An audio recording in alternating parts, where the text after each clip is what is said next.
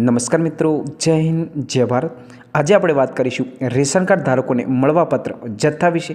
હવે કે જન્માષ્ટમી જે આવી રહી છે તેમાં રેશન કાર્ડ ધારકોને કેટલો જથ્થો મળવાપાત્ર રહેશે અને સરકારે કેટલી રાહત આપી છે તેના વિશે જોઈશું। સૌપ્રથમ તો તમે આ વિડીયોમાં નવા આવ્યા હોય તો વિડીયોને લાઇક અને સબસ્ક્રાઈબ જરૂર કરી દેજો।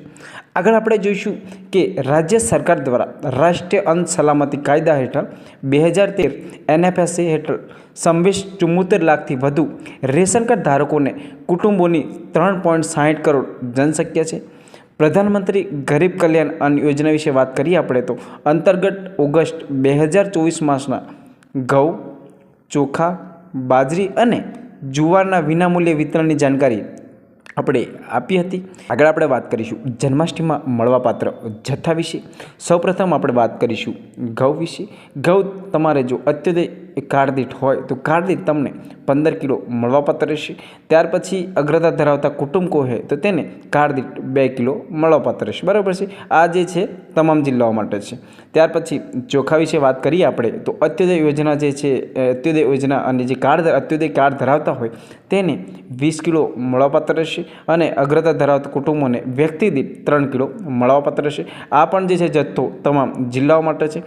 ત્યાર પછી આપણે વાત કરીશું બાજરી માટે। બાજરી અત્યોદય કાર્ડ હોય એને 5 કિલો અને અગ્રતા ધરાવ કુટુંબ હોય તેને આ જે કાર્ડ દીઠ 1 કિલો મળવાપાત્ર રહેશે। આ જે છે તમામ જિલ્લામાં જથ્થો મળવાપાત્ર રહેશે। આ જે છે વડોદરા સિવાય તમામ જિલ્લામાં જથ્થો મળવાપાત્ર રહેશે। જુવારની વાત કરીએ આપણે તો અત્યોદય કુટુંબોને કાર્ડ દીઠ 5 કિલો મળવાપાત્ર રહેશે અને અગ્રતા ધરાવતા કુટુંબો હોય તેને વ્યક્તિ દીઠ 1 કિલો મળવાપાત્ર રહેશે। આ પણ જે છે તમામ જિલ્લામાં મળવાપાત્ર રહેશે।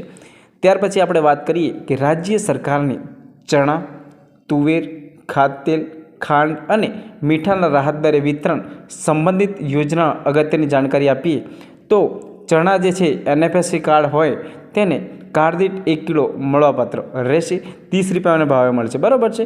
તુવેર દાળની વાત કરીએ તો NFSA કુટુંબ કાર્ડ દીઠ 1 કિલો એ આ પણ તમને 50 રૂપિયા મળવાપાત્ર રહેશે।